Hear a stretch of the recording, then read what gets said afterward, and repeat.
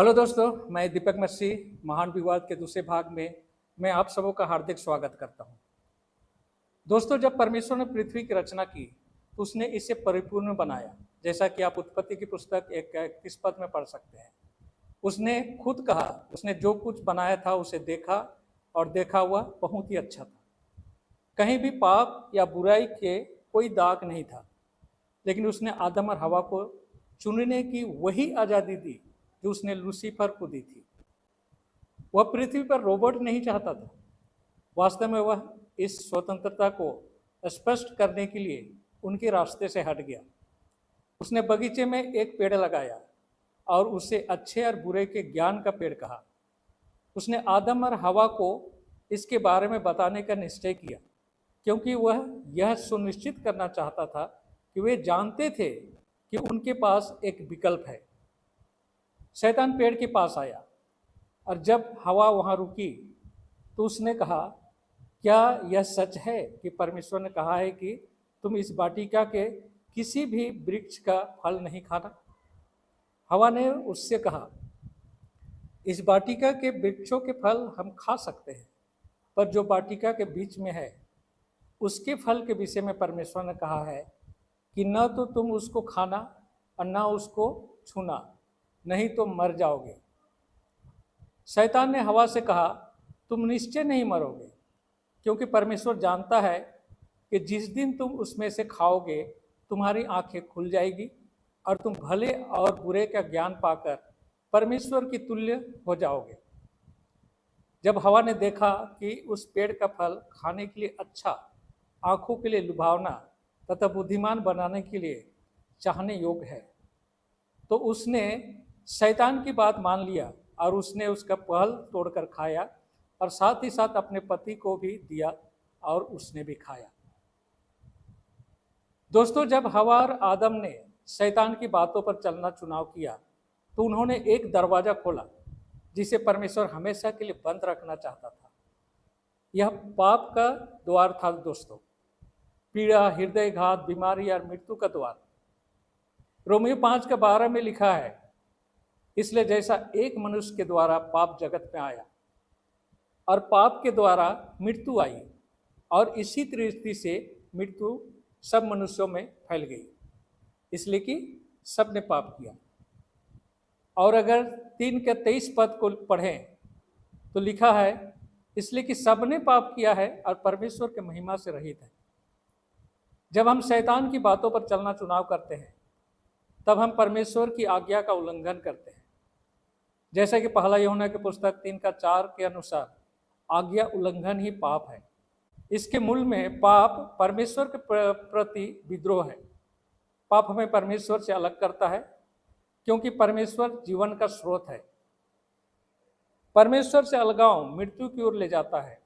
यह चिंता, हताशा, बीमारी और रोग को भी जन्म देता है। हमारी दुनिया में पीड़ा अंततः पापग्रस्त ग्रह पर रहने का परिणाम है। इसका मतलब निश्चित रूप से यह नहीं कि हर बार जब हम कष्ट सहते हैं तो हमने पाप किया है। इसका मतलब यह है दोस्तों कि हम में से हर कोई इस ग्रह पर रहने से प्रभावित है।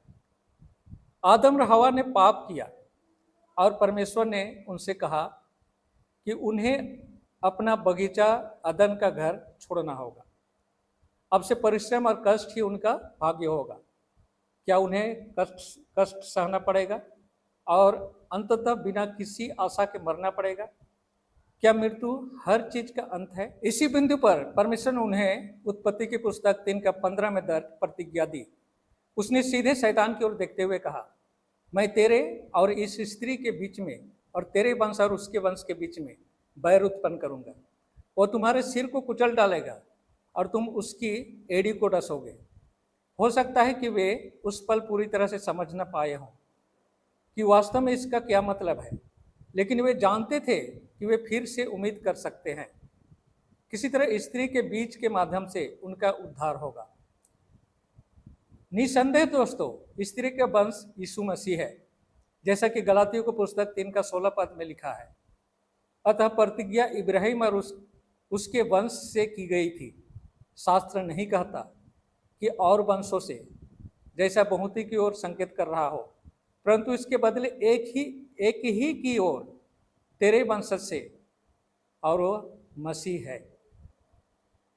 क्रूस पर शैतान ने उसकी एड़ी को चोट पहुंचाई, लेकिन यीशु की जीत हमारी गारंटी है कि एक दिन सांप का सिर कुचल दिया जाएगा, और आदम और हवा ने जो पीड़ा और मृत्यु का द्वार खोला था वह एक दिन हमेशा के लिए बंद हो जाएगा।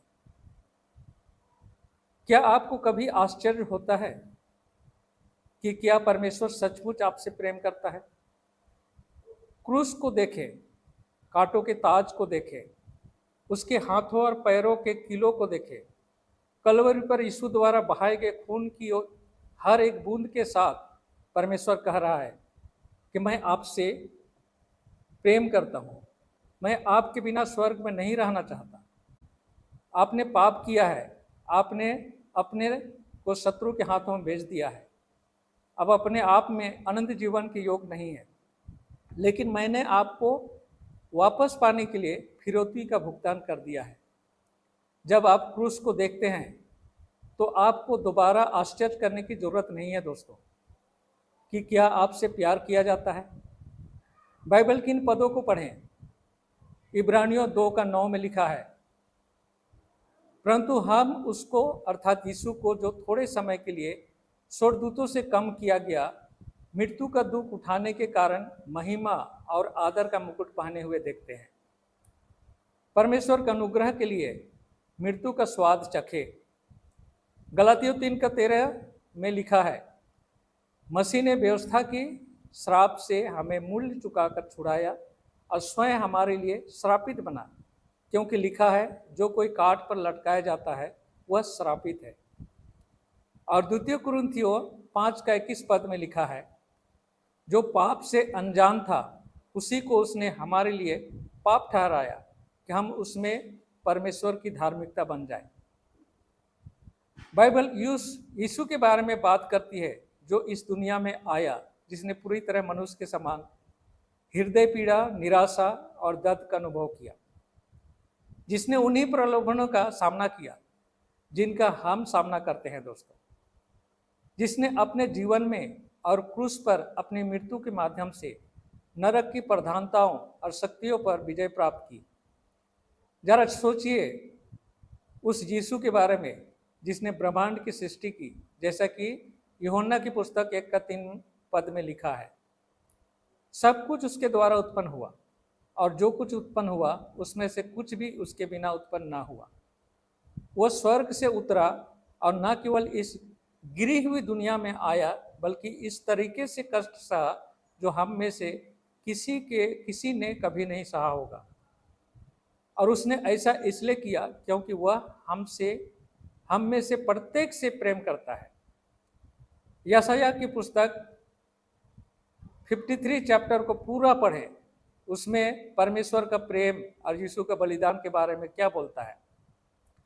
मैं आप सबों के लिए यशायाह 53 का 2 से 6 पदों तक पढ़ता हूँ। लिखा है, क्योंकि वह उसके सामने कोमल अंकुर के समान सूखी भूमि से निकली जड़ के समान उगा, उसमें न कोई रूप था न सौंदर्य ही हम उसे देखते, न ही उसका स्वरूप ऐसा था कि हम उसको चाहते। वह तुच्छ जाना गया और मनुष्यों का त्यागा हुआ था। वह दुखी पुरुष था, पीड़ा से उसकी जान पहचान थी। वह ऐसे मनुष्य के समान तुच्छ जाना गया जिससे लोग मुंह फेर लेते हैं, और हमने उसका मूल्य न जाना। निश्चय उसने हमारी पीड़ाओं को आप सह लिया और हमारे दुखों को उठा लिया। फिर भी हमने उसे परमेश्वर का मारा कूटा और दुर्दशा में पड़ा हुआ समझा, परंतु वह हमारे ही अपराधों के कारण बेधा गया, वह हमारे अधर्म के कामों के लिए कुचला गया। हमारी शांति के लिए उस पर ताड़ना पड़ी, उसकी कोड़े खाने से हम चंगे हुए। हम तो सबके सब भेड़ों के समान भटक गए थे। हम में से प्रत्येक ने अपना अपना मार्ग लिया, परंतु हम सबके अधर्म का बोझ परमेश्वर ने उसी पर लाद दिया। स्वर्ग से शैतान को निर्वासित करके परमेश्वर ने अपने न्याय की घोषणा की और अपने सिंहासन का सम्मान बनाए रखा। परंतु जब मनुष्य ने शैतान के धोखे में आकर पाप किया, परमेश्वर ने पतित जाति के निमित्त मरने के लिए अपने इकलौते पुत्र को सौंप दिया, अपने प्रेम का प्रमाण दिया। तो दोस्तों, आज मैं यहीं पर विदा लेता हूँ, मिलता हूँ इसके अगले भाग में। परमेश्वर का अनुग्रह आप सबों पर बना रहे। आमीन।